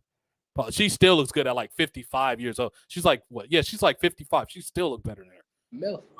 Yeah, she looks great. Let's go with this Raw roster and see what Strowman just needs to flip shit over. We talked about that. He needs to be fee fi fo fum. Strowman and Dabba-Kato maybe at SummerSlam, but leading up to that, Who can we do with Dexter Lumis? So Dexter Lumis will be with Indy Hartwell. Have Miz and Maurice come and pick that feud back up. Miz and Maurice can actually be baby faces, and he could be stalking them at their house, trying to kidnap their kids. It needs to be like that. And Indy Hartwell can be like his dark enabler. She needs to be with them. But you make it like Macho Man and Elizabeth? Who? No, they can't do that because Macho Man is not the same character as Dexter Lumis. No, they don't fit that. That'll be more like a I have to think about somebody, but no, they don't. He doesn't fit that. He's more like a creepy type dude. Macho Man was a cool, kind of womanizer type guy. That doesn't fit his personality. Yeah. We are a lot of these other assholes don't matter. Drew McIntyre, dude, you're fucking boring. Jinder Mahal needs to replace and take that McIntyre spot. I would rather see Jinder Mahal in that spot than fucking Drew McIntyre. He makes absolutely no sense in that spot. He's too boring. We already talked about them. Orton was born in 2020. Yeah. Odyssey Jones needs to start off crushing people. His first major feud, let me see. Maybe Randy Orton when Orton is healthy, because he's the only one that kind of got some star power that's not busy, that I already put in something. Yeah, he need to reintroduce that Hall of Pain stuff. Odyssey Jones could be a heel, and he could work against a babyface Randy Orton for a while. Veer and Shanga, they're with Jinder Mahal. That's another team that could be going for the time. Why is Veer and them not beating the shit out of Sami Zayn? That needs to be happening. You don't need two separate sets of tag team titles because the ones you got are barely interesting. Like, you need one set. Just create some universal tag titles and call them the WWE title and have them on both brands. You don't need two separate titles. Until you get more teams, that's not necessary. Robert Roode, he needs to be an elder statesman. Maybe him and Riddle. They probably can do something with him and Riddle for a while, where he try to get Riddle to cut off the goofball shit and try to bring the evil out of Riddle. That's kind of something you can do with that. Last but not least, let's go over to this NXT thing, and then we're going to finish with NXT because we're going to talk about. I'm gonna try to justify why NXT is still around. That's what the last few minutes of the show are going to be. Me and Omari can kind of talk about this. Wait, Andre Chase is still on NXT? I thought he got called up. Oh, Chase, you didn't get called up. I thought they did. Andre Chase, he needs to be the modern day Christopher Nowinski in every way possible. That's how he needs to be presented. He needs to be a smug asshole. I honestly think at some point he could possibly work against John Cena. Maybe when he first get caught up, this will be maybe in the fall season when programs are getting kind of they're running out of some stuff and it's kind of getting to the dry years. They'll need Cena. They'll need a star power boost so they can bring him up to the main roster by then, and he could work with John Cena because he kind of got that smug douchebag Miz thing going on. So Chase, you could be heels, and they can probably terrorize John Cena, and that'd be perfect for the going to back to school thing because they're a university, so it makes sense. I think Chase, just keep building him up. He needs to be the world champion. He needs to when Breaker's done with Carmelo can be a babyface. He can work against Chase U. I think Andre Chase could be NXT champion if he could work with the cruiserweight dudes because he's a good heel. Like he reminds me. Douglas gimmick, the gimmick Shane Douglas had in the New Generation era where he was like the professor. Yeah, you could say that. Yeah, he reminds me of that, but way better. Sense. You could say that. Like in 2009, Victor says they had tag team championships go both on Raw. Exactly, and that's actually when they got rid of them in 2009, 2010. That's when they got rid of them. That's when they got rid of my senior year of high school. That's when they got rid of the Universal tag team titles, or Undisputed or whatever they were called. Because Carlito then was the last official champ. Him and his brother were the last champions. Honestly, Carlito at this point. He has no interest. He don't like the bullshit, and he had his swan song when he came back in the Royal Rumble, like 2 years ago or something. That was pretty much when he was done with WWE. He never wanted to come back. He wanted to go back and help his dad in Puerto Rico. He had no interest in working WWE. And kind of the way how shit is there, Carlito's a laid back dude. He's not the political get in the middle of shit type. That's not him. You know what I mean? He's not really into that goofy ass bullshit. So he was never going to survive in a world like WWE. He just wasn't like that. I'm surprised Masters tried to get him back. Mordeski, he's got heat with Triple H. I'm talking about Chris Masters. Yeah, he has heat with Triple H. Yeah, he's in NWA right now. He's doing this thing over in NWA. Hopefully maybe he will get a run back. I honestly think they might have just lost interest. He's been out of the spotlight just way too long. I don't think know him. To be honest, I don't think newer fans would know him. And they won't like him just because he's not from the Indies. So I would say just let him keep doing what he's doing. They're not going to like him. We already talked about all these people to death. Bring in Darby Allin and put her with her already. I don't know who this girl is, but she looks way too plain. I have never seen her do anything. Elektra Lopez needs to be called up in about 6 months, maybe around September when they can fresh things up, because Elektra Lopez that's like Latino Heritage Month. That will be the perfect time to bring up. It don't matter if she's heel or babyface. When a woman looks like that, she needs to be on TV. They need to put her on TV. Fallon Henley, we've talked about her. She's a star.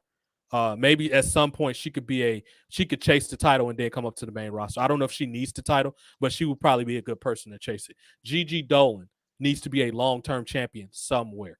Like she just has that look. Maybe they can bring what would they call Toxic Attraction, and she could be the leader, and they can get Sonya Deville, and they could kind of. Another thing that I always thought was weird and crazy was the fact that they try to make this WWE AEW bullshit seem like it's a war, but they do not take nearly enough shots at each other on TV. Why has Hit Row not been calling out Platinum Max's team? I forget what the fuck they're called, but the AEW team with Max Caster. Why the Acclaim? That's what they're called. Why aren't they calling them out on TV? Why aren't they making fun of? We kicked your ass in the ratings. Like, why aren't they talking about that? Y'all want to be called this so-called war, but y'all don't want to take the shots that WWE and WCW used to do with each other. It's not a war, dog. Get over yourselves, man. It's not even Impact versus WWE. What's that? It's not even like when Impact was trying to go to war with WWE. Like, they actually attempted to do stuff. Now, they overloaded the cards and put too many people on. They didn't balance the shows out, but they tried. They at least tried to go against WWE with Hogan and all of that. I don't know what you do with this dude. Like, he's not with Jinder Mahal, and most Indian wrestlers usually are better in a faction. It's just like, I don't know. I guess just keep him as a jobber. Like, I don't know what the fuck you do with him. This group is dumb. Get rid of this dude and just turn Simone Johnson into the Charlotte of NXT, basically. Like, they're going to hate her because she's the Rock daughter. Why not just go with it? That's the best way. And maybe at some point, if they're going to keep this bloodline thing going at any point, just put her in the fucking bloodline like a year from now or something. But nobody's going to ever perceive her as this goofy, whatever this group is called. I mean, it makes sense. Honestly, if you're trying to build up Rock versus Roman, having her be in the bloodline, getting tormented by Roman would be a good way for the Rock to come back. Right. It could be the whole, how dare you corrupt my daughter's mind, and, stuff like that. Like, now, she took the eye stuff off. She looks less like Ashanti now. What are you going to say? Because imagine, it maybe, of course, WWE probably doesn't have the balls for this, but imagine, Simone, the Rock's daughter, joins the bloodline, and she pisses off Roman, and Roman Reigns puts his hands on her. That would be, and then the Rock comes back to absolutely kill him. That would be awesome. Sure. It could have been similar to what was supposed to be the Acknowledge Me segment that they had with what that was scheduled for Raw 30 back in January, but it got axed because The Rock got busy and he couldn't come or some shit. That's what it was supposed to be. The Rock was supposed to be disrespected by The Rock's mother was supposed to get disrespected by Roman Reigns, and that was going to set up their feud for WrestleMania. I think that's what they should have did. I think his daughter will work more because, The Rock loves his mom, but I think he'll love his daughter a little bit more. Of course, they still can do it. I'm not saying they can't do it. Yeah, that's definitely, they can do it. I don't see why not. I'm not against it. Yeah. Imagine, Roman Reigns asks The Rock's daughter to say acknowledge me and say, like, he's the greatest in the family, and she says no. And then Roman Reigns put his hands on her, or spears her or something like that. Yeah, or he makes her cry, Anyway, any one of those ways. Then you hear if you're Samuel, and then The Rock comes out all mad and stuff, and then he gets face, and they have to break, and the whole family. This is how I would do it. You have similar to that, the whole the Raw 30 thing, the whole and the Wyatt families out there. To celebrate, Roman, celebrate, either where it be Roman, celebrate Umanga's birthday, something like that. The whole family's out there. And then, something like an argument happens between Roman and The Rock's daughter. And then Roman, puts, he just puts his hands on her. And then The Rock comes and they get, and then, the family has to break it up. And then, that sets the matchup for WrestleMania. You know how awesome that would be? Be really awesome. Like It'd be very, very awesome. Because then it would be personal because now The Rock is he wants to kill Roman for putting his hands on his daughter. Sure. Any one of those ways will happen. But WWE not likely going to do it, though. But WWE is too stupid to book like that. Yeah, they're not likely going to do it. Yeah. I just want to focus on this guy for just a minute. I don't know what they're going to do with him because usually guys like him, I saw him at the pay-per-view. He kicked the shit out of whoever this dude is right here. But the problem is they never go nowhere with these people. They already got Odyssey Jones. Like, we'll see what they're going to do with this dude, Obafemi or whatever his name is. Guys like this usually never amount to anything. I mean, it's cool that they're trying to branch into Africa or whatever. I got to see how his charisma is. I haven't seen him cut a promo. I just saw him kick the shit out of whoever the fuck this motherfucker is. This Quincy Elliott dude needs to be the modern day Velveteen Dream or Goldust. They can do some shit with this dude because the Cucks, I think, will like him. He's another person that can work as a babyface if you book it right. I have no idea where he's been at, though. I haven't seen this man on TV in over 3 months. I don't know where the fuck he's been at. But yeah, they got to do something with this. Yo, bro, somebody needs to play SAW gimmick. Sure. I mean that's what they tried with Joe Gacy. I think Kevin Owens fits that bill a little better because he's kind of one in real life, or maybe Mustafa Ali, somebody like that. This Sol Ruka chick is cool. Some people don't like her. She doesn't look as bad as they say. She's kind of cool. She need to be kind of like she could be like a modern day I'm getting tired of using Lita as an analogy. She just needs to be an upbeat, athletic babyface. She looks cool. She needs to work with a good heel, or you know what? Somebody like her probably will work best in a tag team. You could put her in a tag team with somebody. I can't think of who, but I'm sure when we finish going through one of these rosters, we'll find somebody. But she's cool. She's cool enough to justify being on TV. Tatum Paxley's she has a unique cuteness to her. I haven't seen a lot of her work. She looks just like Thea Hill if you kind of look at them a little bit. Not just like, but it's a vague resemblance to them. I think Stratton at some point needs to be on the main roster. They need to put her in like a heavy metal. Like they need to do like a heavy, like honestly, they need to bring back like the headbangers, from the Attitude. Honestly, just do a fashion like that, but more heavy metal though. Heavy metal. With who? I don't know. You can find someone. No, I mean, which person are you talking about that should be in this group? I don't know who you're talking about. I was talking about like for Tatum Paxley, she should be in like a head. I can't think of it. I can't say the name right now. Like a headbanger? Yeah, she should be in like a heavy metal type group because I've seen her her post on Twitter. She likes heavy metal. She likes rock. The only thing about the heavy metal is like it's so many characters that got that feel already in wrestling. Yeah, she's cool with that. If you could find it and make it different than the stuff we already see, I'm cool with that.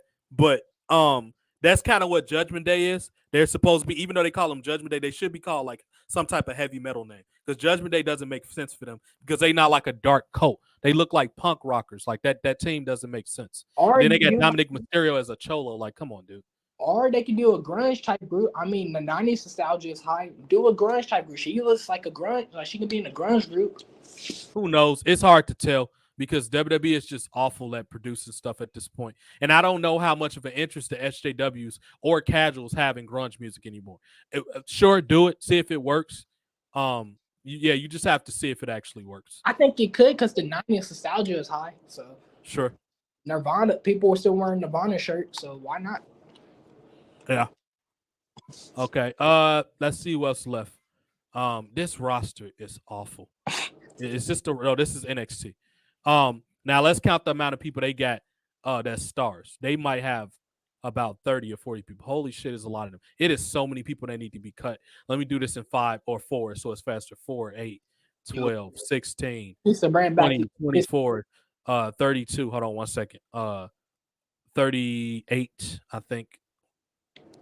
No, we're going to 6, 36, 40, 44, 48, 52, 56. They might have more people than Raw. This is ridiculous. It's so many people they got to cut. I was already at 56. That's how I know they got more people than SmackDown. It is way too many people. Well, granted, some of these people are like backstage personality, but they still have too many people. NXT should only have about 15 or maybe 20 at the most. It is way too many people on this roster. When you only going to use, you even can cut her. Like, if she's not going to do that evil witch character, they already got enough Asian women. Like, just get rid of this lady. Unless you're going to put her in a faction with the other Asians. Why even bother? All of these people can go. All of them can go. Say what? Bring back his famous "You're fired" catchphrase. Sure. But they not going to let him get on TV and do that. He'll get too much heat with the nerds. Everybody in this role can pretty much go. You can't do anything with any of them. Trick Williams can stay. Everybody else that's not this guy can go. Vic Joseph is actually, you know what? I will have him come up and replace Michael Cole. Vic Joseph is actually pretty damn good. Everybody's here is fine. The jury's out, especially Thea Hill and Tiffany Stratton. I mean, pretty much everybody in this row is very marketable. I got a question. All of them. What's that? How would you book the Hill like when she like goes like say she goes on from Chase U, like when she moves on from Chase U? How would I won't book her that way for a while. She's too young and you don't know what else she can do. Keep her in the role she's already doing. She needs to work with heels because she has that lovable babyface energy. She does not need to break away from Chase U anytime soon. That is the quickest way to kill her character. It's way too soon. She doesn't need to leave Chase U for at least another 2 years, probably. It's way too soon. Like she'll just be another person she'll be another Roxanne Perez or something. Like, keep her with Chase U and have her the heels work with her. Actually, I would love to see something with these two if it haven't already happened already. I could see her selling really good for Tiffany Stratton. I don't know any fucking thing about this lady. Apparently, she used to be an MMA person. She's not that fucking interesting. I don't know what the eye paint means or none of that. It's just, and then usually Brazilians don't cut good promos. Unless you look like Tay Conti, you will not be on my roster if you're a Brazilian because they can't cut promos. They cannot. None of them have ever cut English promos. None of them. Conte don't really cut good promos. That to be fair, she don't cut good promos, but you could justify her being there because she looks good. This lady is, I don't know what she's supposed to be. Is she the fifth element? What the fuck is this lady supposed to be? You can't do anything with her. Yeah, Scripps would be a good character with good writing. Reggie or Scripps, because he could sell and he knows how to annoy people. The problem is this mask looks ridiculous. If you want him to wear like this mysterious hacker or whatever he's supposed to be, you have to have sophisticated writing and give him a mask that doesn't look stupid. This is a ridiculous looking mask. Wasn't he on Raw like a year ago? I don't even remember. I know he was on some TV and I haven't seen him since. I think he was on NXT. I don't remember him being on Raw. Like he was doing something with Dana Brooke. I remember that. Nikita Lyons and Lash Legend had a damn good feud, and unfortunately, Nikita Lyons got injured, and that slowed that down. But that is something that needs to be revisited at some point. I actually don't dislike the fact that Lioness stayed on NXT a little longer because I think she has a lengthy world title reign in her. Victor says Scripps got unmasked yesterday by accident from the clips I watched. Really? So I guess he's going back to Reggie. That's not the worst idea. That's what it seemed like they would do. They probably gonna send him back to Reggie. These Creed dudes, I mean, they're doing fine with the tag team division, even though the NXT tag team division is awful and pretty much non-existent. Bro, I'm looking at between all these three rosters, it is about, I would guess it's probably cumulative near 150 rosters. Well, 150 rosters. 150 wrestlers between the three brands. Dude, it is so much youth that you cannot do anything with. Out of those 150 roughly people, 100 plus people, you probably only can use 40 of them. Let's just be realistic. Maybe 50 at the most between those three rosters. Only 50 of them are going to be relevant and you actually can do shit with them. How do you have 150 people? It was worse 3 years ago. They had about 260 wrestlers, which is fucking absurd to think about, but they did. What'd you say?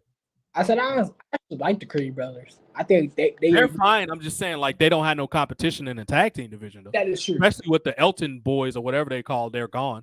They've feuded with anybody that's reputable left.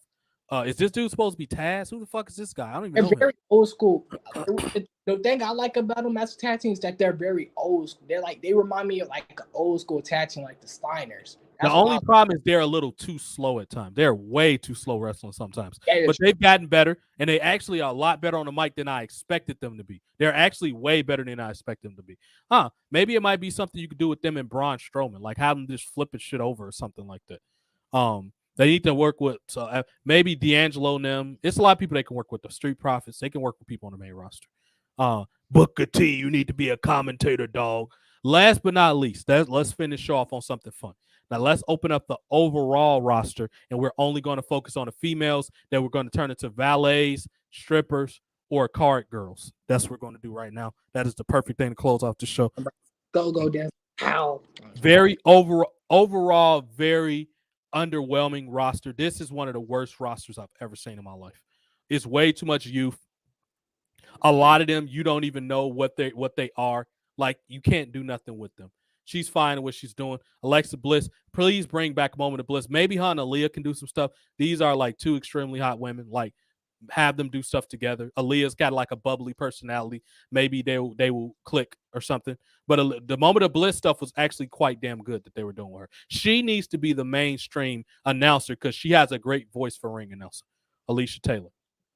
She needs to be an enhancement talent across all rosters, and at some point built up kind of like the 1, 2, 3 kids. She has that charisma. Let's see what else we got. We already talked about her. I don't even barely know her, but let's see. Carmella, she's fine with what she's doing. Kathy Kelly is somebody also that needs to host more content because she has a great personality. Maybe she kind of reminds me a bit of Lillian Garcia, where you can tell she's kind of a fan and she could be involved with storylines at some point. I don't know why I could see her doing some stuff with Otis. I could see her getting hit on by LA Knight. She needs to just be kind of like a Lillian Garcia. Maybe but I don't think she could ring announce though. But she needs to be involved with television some type of way. She's hot as fuck though. Yeah, she's cute. Honestly, that wouldn't be bad with LA Knight. It would be like, you know how when a Rock used to hit, when he used to ask Lillian about his shuttle. Sure. It could be like that in a sense. Yeah, I see you looking at my abs, baby. Yeah, you could do some stuff with them. We already talked about Lopez. Emma can do. She's multi-talented. You could put her in bra and panties. You could put Emma in a lot of stuff. You could put Elektra Lopez in bra and panties, because she's hot. Who else? You could put Fallon Hender's kind of like the cherry from WWE. Gigi Dolan. Oh yeah, you definitely could put her. She could be like the edgy leader with the low cut outfits, and yeah, she could do that. But hotter. She's hotter than Lita. A prime leader. She's white. Maybe. It's hard to say. Isla Dawn could be like a Victoria, like kind of a tough chick, but you could have her. She's cute enough where she can do a lot of different things. I'm not sure bra and panties, but storyline. She could be involved in some stuff. JC James, another one. JC James could be in bra and panties matches. You know, she's not overly shapely, but she's cute. Multi-talented. She could be a manager. She could do a lot of stuff. I think JC Jane actually might have more longevity as a manager. I honestly think she's going to find her niche as a manager long term because she's a solid wrestler. But I'm scared she's going to get hurt by a lot of these. Just keep both of them can be in bra and panties matches. Both of them. She needs to lose the context, but they both can be in bra and panties matches. Specifically, Kaden Carter because she's very shapely. She could be in bra and panties matches. It's a lot you can do with her as a manager of valet. She plays a lot of different characters well. Lash Legend might be more. I take that back about Victoria, whoever that was early. She will be the Victoria out of the group, either her or Gigi Dolan. I will make Lash because she's kind of an Amazon, but she's pretty. Lacey Evans could be in bra and panty match. She could be kind of like, I'm a lady, but she could do, occasional bra and panty matches. She could be like the heel that refused to take her clothes off or something. Because I think Lacey Evans has a lot of sex, but they just don't focus on it. Liv Morgan obviously could be in bra and panty matches. Should it be like the modern day Ivory? Maybe. Yeah, kind of like a prude or whatever. Yeah, maybe. Yeah, that was essentially Ivory, especially when she joined Right to Censor. Like she refused to take it. She could be that. Unless she's going to be with Miro, you can't do nothing with this lady. I heard her talk. She's all right, but her name's too long. Unless you're going to put her with Miro, don't even bother doing anything. Obviously, we would love to see Maurice, but I think she's all but just the manager at this point. But it'd be awesome seeing Maurice in bikinis. Even this girl right here, she's kind of very similar to Kathy Kelly, though. Of course, Maxine Dupree. Yes, she has to be. She's like basically the modern day Lana. She's the current Lana in WWE. That's essentially what Maxine Dupree is. Reckoning was cute when she was reckoning. Meech, and she ain't got the prettiest face, but her body, she was tight or whatever. When she looked good with leather. Look at Mia Yim. I don't know what this Meechin bullshit is, but put a mask on her face and then we just worry about the body. We'll be good with it. Exactly. Oh God, I'm skipping right past Natalia. Lash Abdu, Nikita Lyons in a bra and panties match. Oh, you talking about breaking the internet? Like the servers were shut down from the amount of traffic that will come in from Nikita Lyons being in bra and panties match. Yo, bro, it'd be crazy. In my opinion, you could do be like Trish Stratus. Like, of course, she's not as hot as Trish, but she got a better body than Trish, but she's not as hot as Trish. But it'd be like a similar. How moderate, like an old Trish, 2000 Trish. If you put her in today's era, and it'll break the internet. That would be like Nikita Lyons, in my opinion. Sure, I think she might surpass Trish because overall she just looked much better. She just looked much, much better. Overall, her body is just much, much better than Trish. Piper Nevin can be also in that Victoria role where she's kind of like I'm not taking my clothes off y'all, but occasionally she shows up that way in like a joking way. Point is, a lot more of these women need to have less clothes on. That's what the point. Again, at some point, you can do the same thing with Rhea Ripley. People forget that it's a cute woman under all that makeup. No, if she takes all that stuff off, Rhea Ripley's actually cute. She just got all that makeup and stuff on. No, I'm talking about Piper Niven. Just put a mask on her. No, she's pretty. She's a pretty lady. Yeah, she looks good. I think she's a little chubby. That's the only problem. She's cute, especially for a chubby chick. She's pretty cute. Yeah, but she'll be a lot cuter if she was skinny. Maybe. Yeah, maybe. Samantha Irving, of course. Like, come on, who does? She needs to learn how to work. They need to turn into a wrestler, and maybe she could be finally the catalyst that can get Ricochet to turn into a heel. Maybe it has to be her. I don't like Ricochet, but I don't know. It's not like he I don't know how he does it. I just don't. She's another lady that LA Knight need to be hitting on. Sarah Schreiber needs to be hit on by LA Knight. I could see her more as a modern day Lillian Garcia, actually. Yeah, you can. Let me talk to you, baby. Scarlett just needs a weekly segment talk show where she's just looking hot and shit is happening. It needs to happen all the time. Urban, bro. Like, I don't know how Ricochet do it. He must be on some Stone Cold Steve Austin type stuff.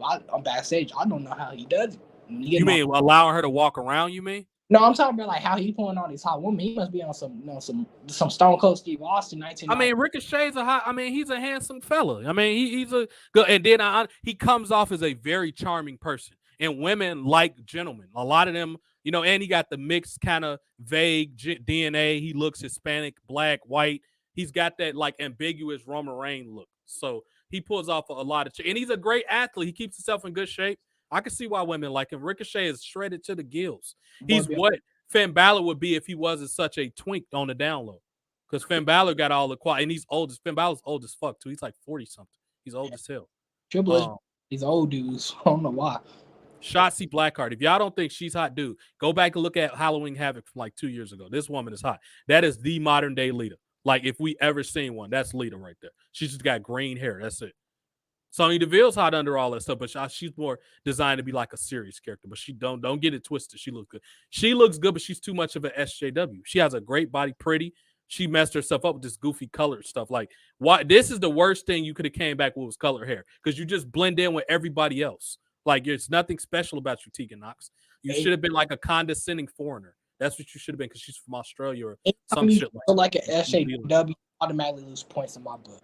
Yep. Like, it's just like Thea Yell. This is why she's so innocent, like a cherry, or like the girl that was with JBL with the weird thing on her face or whatever. She's kind of got that innocent cuteness going on. That's why Thea Hill is going to be successful. Which girl? There was two girls with JBL. You had what's her name? The one that used to sing badly.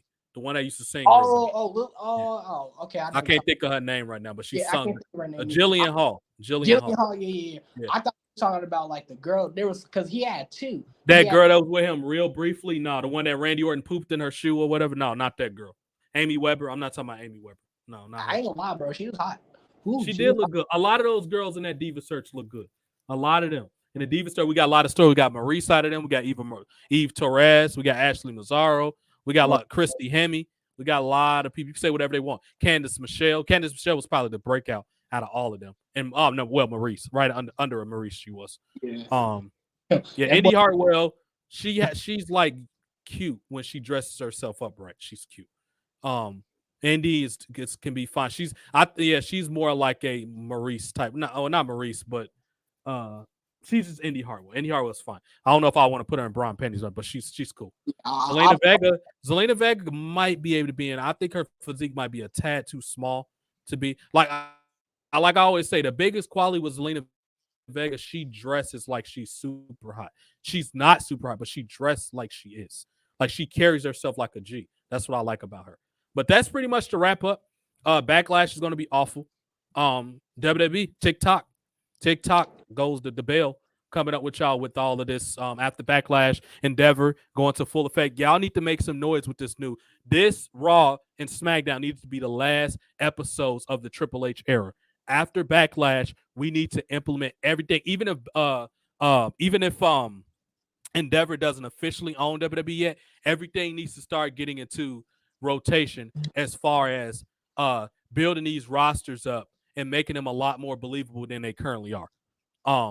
Everything needs to be. Braun Strowman needs to be reestablished. Everybody with a character need to be on shows. We need to emphasize the Hurt Biz, specifically Bobby Lashley MVP. We need to bring back everybody that looks like marketability. Starting May 8th, if y'all want to save y'all product going into SummerSlam, y'all need to start getting people prepared for matches. I gave y'all a couple ideas already. Go back and listen to the replay. Thank Omari for being here. We're going to keep all the great content coming. Jay couldn't join us today, but he gave us plenty of content yesterday. Go check out that. That was kind of part one. We had a lot of technical difficulties yesterday because most of the shit we were supposed to get to yesterday. But a lot of technical difficulties. This needs to be the new era for WWE. It's sink or swim, y'all. I don't know how many times I need to emphasize that, but it's sink or swim at this point. Final question. Does NXT need to go away? From my perspective, yes. It's run its course. Or it doesn't need to go away per se. It needs to be off television. Wrestling doesn't need to come on Wednesday. Make people want to miss wrestling. Monday and Friday is good enough. You already got the alleged brand split. Get rid of NXT. They could just be in the PC without cameras on. I don't need to see them botching in the ring. It's just that simple. Get rid of NXT. Get rid of Triple H. Get any of the stench out of there. That's why on the thumbnail I got R-Truth and Vince laughing at them, and that's why we got NXT to end. This needs to be the end of NXT, and it looks like that's what Vince McMahon is trying to do. I think that's pretty much it. God bless y'all families. Check out all the great content. We put stuff up on Twitch. Early, I might get on Twitch again in a little bit because I'll have to be at work till 12 tomorrow. So I got a little more time. I can stay up late today. So, yeah, I'll talk to y'all soon. Thank y'all. Later.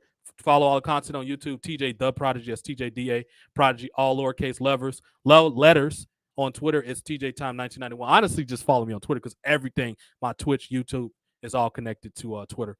And I'll talk to y'all soon. Victor, we have one last question here. Victor said, or comment, she's on Raw now. Mike Rome is on SmackDown. All righty. Thank you as always. I'll talk to y'all soon. Later.